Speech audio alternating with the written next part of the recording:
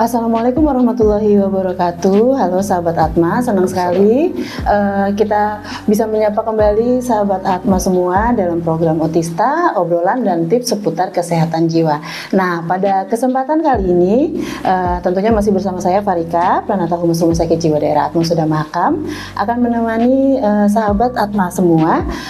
Kita akan berbicara tentang kesehatan jiwa, dan tentunya saya selalu tidak sendiri. Kali ini saya ditemani oleh salah satu perawat dari IGD ya Pak, dengan Pak Mahfudin SST. Halo, apa kabar Bapak? Alhamdulillah luar biasa. Amin. Sehat ya. Baik. Iya. Baiklah sahabat Atma, kita berkenalan dulu. Mungkin Pak Mahfudin bisa menyampaikan profilnya Pak Mahfudin dulu kepada sahabat Atma. Silahkan. Baik, sahabat Atma sekalian, saya Mahfudin, saya adalah salah satu perawat di IGD Rumah Sakit Jiwa Atma Husada Mahakam, sebagai kepala ruang, tapi juga sehari-hari bantu teman-teman di depan dalam melayani dan menerima pasien-pasien yang datang dari luar. Gitu. Berapa lama Pak bergabung dengan Rumah Sakit Jiwa Daerah Atma Husada Mahakam? Yes. Bergabungnya tahun 2009. Cukup lama. Tapi di IGD-nya 2017, jadi kurang lebih 6 tahun ya. Iya. 6 tahun. Berarti banyak sekali pengalaman-pengalaman menangani pasien dengan keluhan kesehatan jiwa ya Pak ya. Iya betul. Apalagi di IGD ya. Iya. Di IGD tempatnya kan pasti yang kalau orang pikir orang pasien-pasien ngamuk, iya benar, tapi tidak semua itu langsung ngamuk. Iya, baiklah sahabat Atma, itu sekilas tentang Pak Mahfudin. Hari ini kita akan berbicara tentang penanganan pasien gawat darurat psikiatri ya Pak ya di masyarakat. Nah, untuk mengetahui apa saja penanganan di IGD, kita akan langsung bertanya tentunya kepada Pak Mahfudin yang sudah memiliki pengalaman, yang kebetulan juga sekarang kepala ruangan IGD. Kepala ruangan IGD. Iya. Sebelumnya kita mau tahu dulu Pak, untuk struktur di IGD itu seperti apa Pak, untuk alur penerimaan pasiennya? Oh iya, alur penerimaan itu, terima kasih Mbak Farika. Iya. Jadi pasien itu dari mana aja ya kita lihat ya. Pasien itu bisa datang dari dinas sosial, ya. Kemudian ya, biasanya diantar oleh Pak Satpol PP, kemudian TKSK, PSM, itu bagian dari dinas sosial semua. Ada juga yang dari kerjasama kita yang kayak JEMS. Lalu ada yang dari aparat yang di luar itu ngamuk, kemudian ketemu sama aparat, dilaporkan gitu, dibawa sama aparat. Ada juga yang dari keluarga.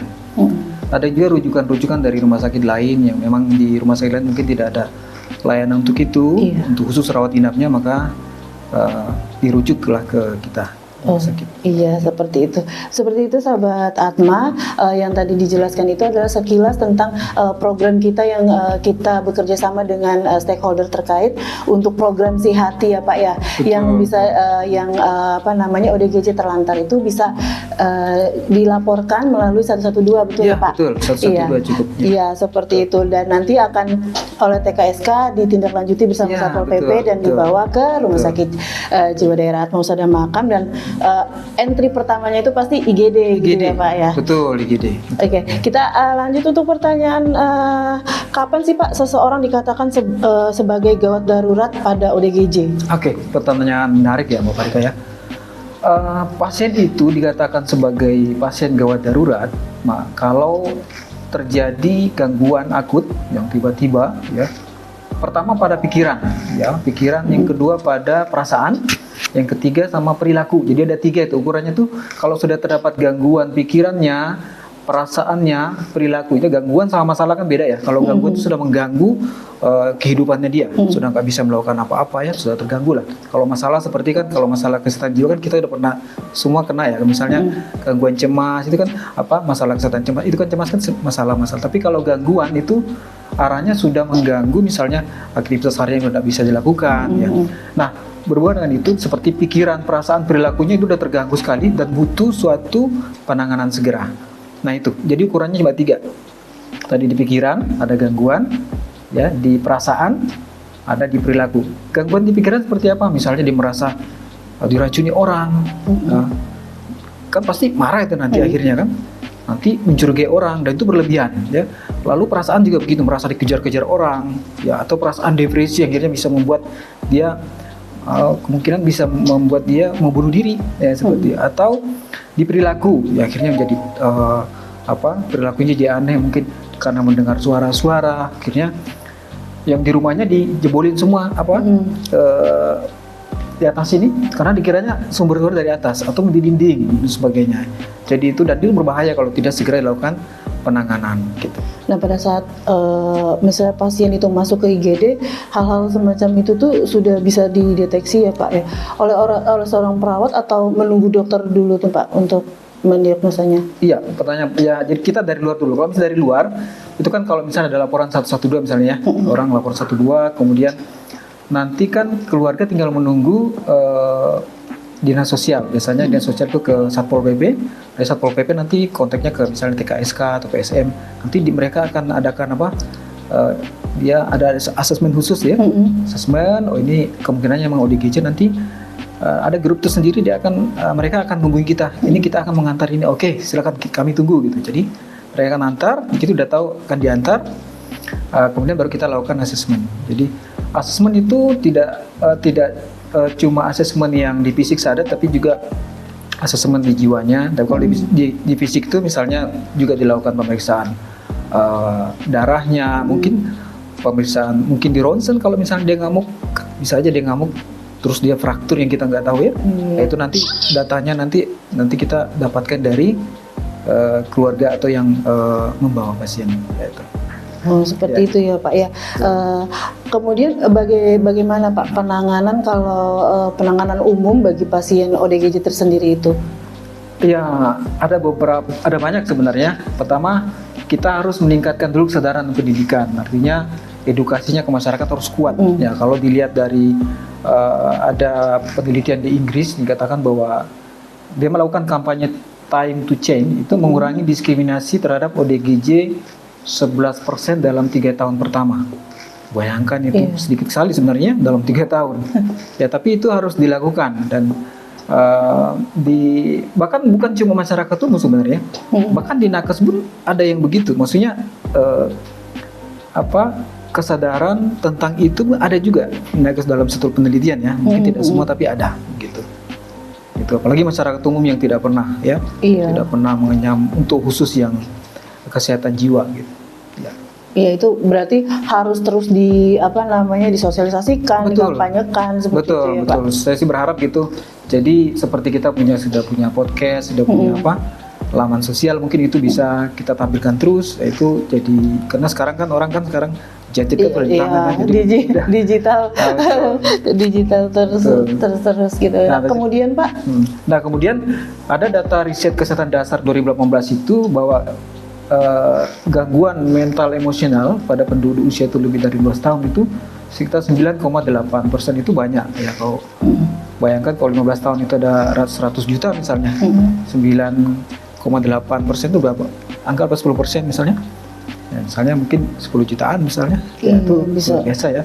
Nah kemudian deteksi dini dan intervensi awal ini ada WHO merekomendasikan bahwa harus ada pelatihan-pelatihan untuk tenaga kesehatan. Ya misalnya kader itu biasanya ada.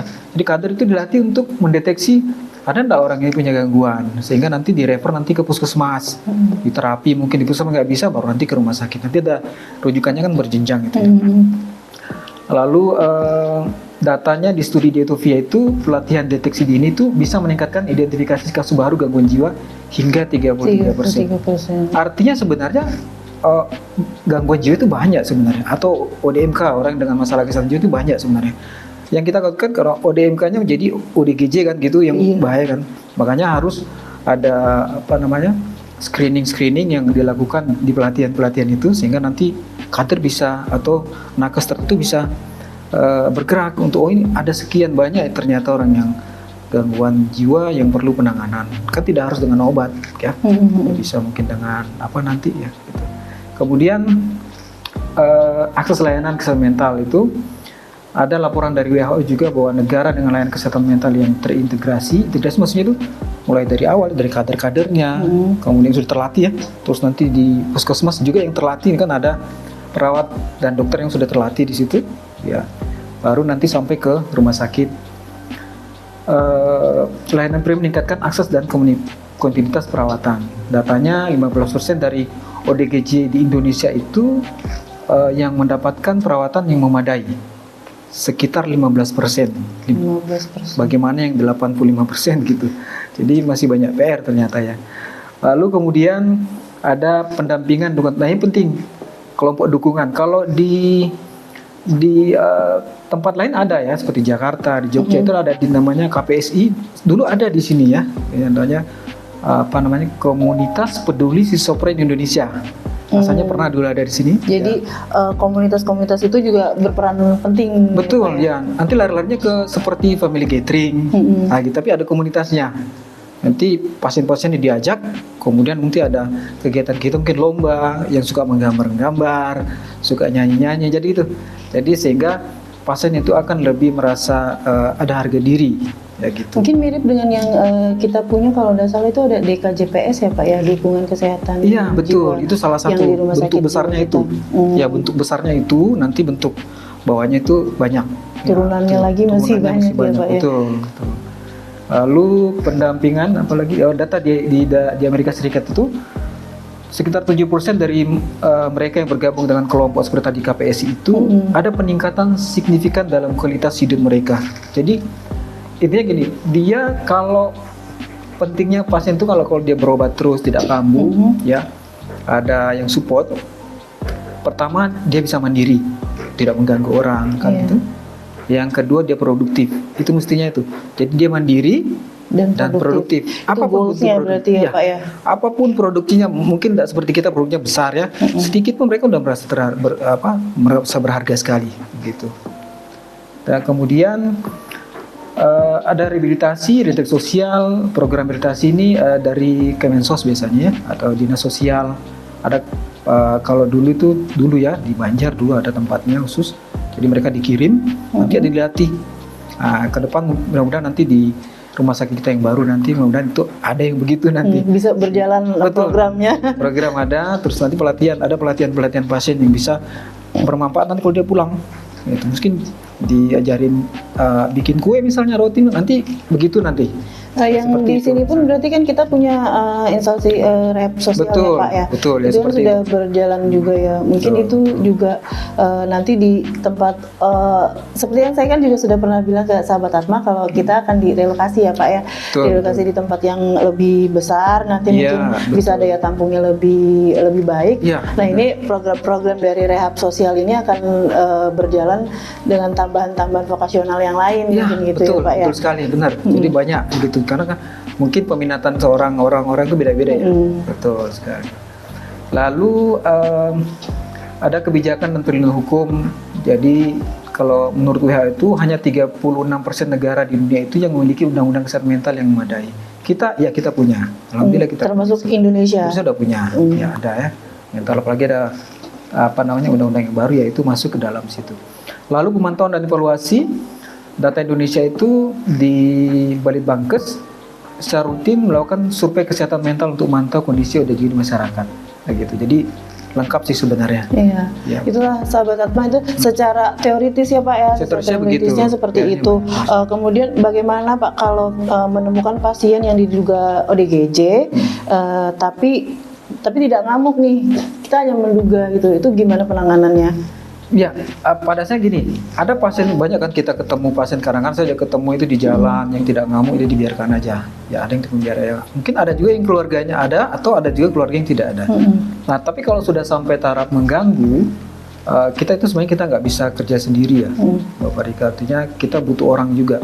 Kalau kita rumah sakit, sifatnya kan menunggu ya, ada pasien kita lain. Kalau misalnya di masyarakat umum di luar menemukan ada pasien yang merasa itu mengganggu, maka boleh langsung lapor aja ke via telepon, boleh ke 112 tadi itu punya Pempet ya. Nanti insya Allah nanti disambungkan, nanti ada dinas terkait, dinas sosial atau Satpol PP nanti yang datang bantu. Ya. Nah, dan yang seperti yang saya sampaikan tadi, saya juga sering menemukan di jalan dan pernah pula beberapa kali mendekati. Jadi ada juga yang pasien itu kita dekatin dia nggak mau. Ya, tapi pada saya dia mungkin curiga sama kita ya. Ya Sama dengan kita kalau misalnya orang tiba-tiba dekati kita, orang asing mungkin takut ya. Ya ada juga yang enggak, kita kasih makanan mau dia. Saya pernah kasih makanan mau, kasih minum nggak mau. Dia ngambil dari air got. Itu ada yang pernah begitu. Ya saya pernah. Kemudian kita juga mesti berempati dengan sakitnya pasti ya, karena pasien ini kan tidak juga mau untuk sakit begini. Iya, Itu yang perlu. Ya beruntunglah kita yang masih sehat gitu, alhamdulillah. Nah kemudian itu kan supaya nantinya kita bisa, mereka tuh minimalnya bisa melakukan perawatan di sendiri ya, dan tidak mengganggu lingkungannya. Dan yang penting juga adalah hapuskan stigma label. Nah itu yang paling label, penting, stigma, dan ya. itu di zaman yang sudah modern seperti ini aja, stigma tentang rumah sakit jiwa aja masih ada, dan itu kita selalu kampanyekan. Memang kita harus break the stigma itu tersendiri. Stigma, itu betul, label ya, melabel orang, dan itu stigma itu luar biasa pengaruhnya kepada nanti kepatuhan minum obat. Minum obat. Jadi kalau misalnya harusnya minum obat terus di label orang, kamu kan begini, masa kamu begini minum obat terus, memangnya kamu begini. Nah, stigmanya dia kata gila dan sebagainya kan nggak boleh ya. Akhirnya nggak minum obat, kambuh lagi. Itu yang bahaya. Kalau sudah kambuh kan ngamuk.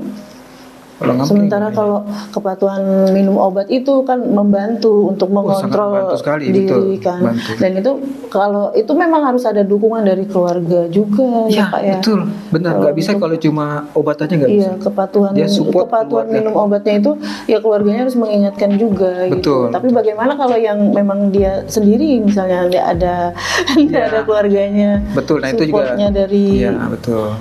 Gimana tuh Pak? PR kita ya. PR sebenarnya tadi ada dinas-dinas terkait yang biasa bantu, kita kerjasama. Seperti juga kayak misalnya James itu kan bantu sekali ya, kita kerjasama. Ada pasien kita pulangkan ke sana. Itu adalah salah satu yayasan sosial yang bekerja sama dengan kami sahabat Atma. Mungkin sahabat Atma juga sering mendengar kalau di setiap podcast kita membicarakan tentang James dan ada juga panti-panti sosial dari dinas sosial, PSPR dan lain-lain itu. Kemudian Pak dilanjut. Untuk penanganannya.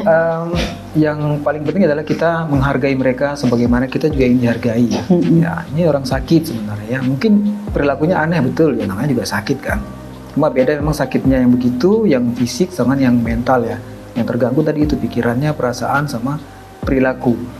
Kemudian bila tampak mengganggu itu nanti tadi yang saya sampaikan, kalau mau laporkan ke RT juga bisa, RT dulu, karena ada juga yang pernah dibawa ke sini ternyata ada keluarganya nggak mau kalau dibawa ke sini, ada juga gitu, sehingga kita memang harus lapor ke RT juga ya. Tapi kalau sudah mengganggu sekali, kita nggak tahu ada keluarganya di mana, udah lapor aja ke 112 nggak apa-apa. Nanti kan ada yang petugas khusus di dinas sosial itu yang TKSK, PSM itu akan menelusuri identitasnya, ini orang tinggalnya di mana. Ya itu pentingnya kalau kita harus merubah stigma itu, karena dari keluarga sendiri itu merasa malu kalau misalkan keluarganya itu ada yang dibawa ke rumah sakit jiwa. Betul. Iya seperti itu Pak. Kadang kasihan kita nih sebagai orang-orang yang bekerja di rumah sakit, khususnya rumah sakit yang jiwa gitu. Kita tuh kalau melihat pasien yang seperti itu kan iba ya Pak ya. Kalau keluarganya nggak menerima, terus bagaimana dia menjalankan kehidupannya gitu. Betul. Jadi kita memang keluarga itu udah luar biasa sebenarnya. Di awal-awal biasanya kalau pasien-pasien baru itu keluarga itu luar biasa, support sekali. Tapi ada suatu saat dia mengalami buntu. Buntu itu udah orang merasa sakit juga akhirnya. Kehidupannya jadi terganggu kan gitu karena mengeluhin satu. Ya itu memang harus ada pengorbanan. Ya, sebenarnya ada pelatihan khusus untuk itu. Jadi keluarga itu bisa terlibat penuh untuk melakukan perawatan, sehingga nanti intinya tadi dua tadi. Jadi dia bisa mandiri, kemudian mungkin produktif. Dan bisa bisa dirawat di rumah. Iya, betul. Mengedukasi keluarganya juga gitu kan ya Pak. Betul. Kemudian Pak, ada lagi kah Pak untuk yang perlu disampaikan untuk penanganan pasien yang diduga itu yang tadinya yang tidak ngamuk itu? Ya, kalau yang tidak ngamuk ya, kalau tidak ngamuk dan perlu misalnya dibawa sih, tetap aja lapor ya. Tapi kalau misalnya ada keluarganya, coba informasikan kepada keluarganya supaya dibawa saja. Karena kasihan kalau lama-lama terus di jalan tidak diberikan obat, itu tambah nggak bagus ya. Pengobatannya mungkin agak lama gitu. Tapi kalau semakin cepat dilakukan pengobatan, insya Allah juga lebih cepat bagusnya gitu. Iya. Ya sih. Ada nggak Pak nerima kasus nih misalnya udah masuk ke IGD, kemudian keluarganya pertamanya kan datang ya, baik ya segala macam memperlakukan dengan baik, kemudian dirawat. Kemudian kalau pas mau pemulangan itu keluarganya agak-agak susah dihubungi lagi gitu Pak. Ya ada juga yang begitu. Ya kita belum ketemu langsung, maksudnya itu apa sih penyebabnya? Ya kalau kita perkirakan kemungkinan sudah merasa lelah mungkin ya. Ya merasa lelah, support itu kan dia penting ya. Mungkin dia mensupport sama keluarga yang sakit, dia sendiri sebenarnya perlu support juga. Gitu. Itu juga betul. Jadi atau mungkin dari keluarganya mungkin mau menerima, tapi mungkin lingkungannya yang tidak menerima ada yang begitu. Gitu. Beberapa pasien ada yang begitu, ya. Jadi bahkan di masyarakat tuh sudah bikin surat menolak warga ini karena begini. Ada yang begitu. Ada sampai seperti itu ya Pak. Itu apa namanya, ada nggak sih Pak, maksudnya di program di kita di rumah sakit jiwa khususnya itu untuk kayak kita ke balai-balai warga gitu atau ke RT dikumpulkan untuk mengedukasi masyarakatnya untuk apa namanya, untuk tidak takut gitu mau nerima kembali pasien yang telah dinyatakan stabil ya, untuk bisa kembali ke lingkungannya. Ya, tanya bagus. Di kita ada namanya home visit ya, home visit, dan itu berjalan sekarang dan ada programnya yang dibuat oleh Ibu Promkes juga yang Promkes, terus nanti pelaporannya di punyanya Bu Lurin apa? Oh iya, Ibu Kabid Keperawatan kita. Iya. Jadi sama-sama. Jadi Promkes itu tujuannya untuk itu. Jadi ada pasien yang baru pulang, nanti dikunjungin. Nah, gimana minum obatnya? Ada masalah tidak? Gitu. Jadi ada masalah nggak gitu? Ada keluhan apa yang sekarang? Kontrolnya kapan? Jadi itu bentuk kita support kepada keluarga juga, kepada pasien. Dan diharapkannya nanti akan diingatkan juga sama rumah sakit, ini waktu kontrolnya sekian hari lagi, itu ada juga ya. Iya, artinya kita tidak juga serta-merta sudah keluar kita tinggalkan gitu betul. Ya Pak. Pasti kita sampaikan nanti, bahkan pakai itu ya, pakai WA ya. Udah di setting itu, diingatkan, terus nanti dikunjungi. Ya, dikunjungi, dan insyaallah ada manfaatnya itu pasti. Iya, insya Allah itu sahabat Atma, begitulah bincang-bincang kita dengan Pak Mahfudin. Mungkin bisa sedikit menambah wawasan bagi sahabat Atma. Jika ada sahabat Atma yang keluarganya mungkin atau kerabatnya atau mungkin hanya sebagai volunteer yang untuk yang mempunyai komunitas-komunitas peduli dengan kesehatan mental, itu bisa menambah wawasan kita bagaimana cara menangani penanganan ODGJ seperti itu. Nah, Pak Mahfudin mungkin bisa sedikit closing statement untuk apa yang kita bicarakan hari ini untuk sahabat Atma. Baik. Silakan. Terima kasih Mbak Parika. Sahabat Atma sekalian, sebagai closing statement saya ingin sampaikan bahwa gangguan jiwa ini adalah penyakit dan harus segera diobati. Jangan tunggu-tunggu, karena biasanya itu kalau keluar apalagi yang baru biasanya itu ke paranormal, sebagainya sudah capek baru masuk ke rumah sakit jiwa. Semakin cepat masuk, insya Allah semakin cepat membaik dan akan kelihatan nanti. Ya, kelihatan. Kemudian jangan takut dengan dengan yang ada sekarang, misalnya pasiennya ngamuk dan sebagainya, kita sudah dibantu dengan pemerintah ya. Ada jalur-jalur yang bisa kita manfaatkan seperti telepon untuk evakuasi segera ke rumah sakit. Jadi soalnya di rumah sakit nanti sudah ada kerjasama dinas sosial dan pihak terkait kayak Satpol PP, juga PSM dan sebagainya. Jadi lebih mudah. Iya. gitu. Iya, terima kasih Pak Mahfudin. Karena kita kan juga pasti akan pasien dengan status apapun kita terima dengan baik. Ya, Insya Allah betul. kita akan Tidak ada melayani dengan hati dan sahabat Atma jangan ragu jika memang mengalami atau ada keluarga, kerabat yang memiliki masalah kesehatan jiwa untuk langsung ke profesional, dan di Rumah Sakit Jiwa Daerah Atma Husada Mahakam adalah tempatnya satu-satunya pelayanan kesehatan jiwa betul, di Kalimantan Timur. Nah, untuk keterangan lebih lanjut, sahabat Atma bisa menghubungi hotline service kami di nomor 0811 587 8787. Kami ulangi di nomor 0811 587 8787. Terima kasih sahabat Atma sudah mau mendengarkan kami. Terima kasih juga Pak Mahfudin. Nanti kita akan tayang dan mengudara di dua platform. Nanti di Spotify, kemudian juga di YouTube-nya Rumah Sakit Jiwa Daerah Atma Husada Mahakam. Terima kasih. Kita akan ketemu lagi dengan topik-topik yang lebih menarik lagi, tentunya bersama nakes-nakesnya dan dokter-dokter spesialisnya di Rumah Sakit Jiwa Daerah Atma Husada Mahakam. Sekali lagi terima kasih. Assalamualaikum warahmatullahi wabarakatuh. Saya Farika dan mengucapkan salam sehat jiwa dan raga. Terima kasih.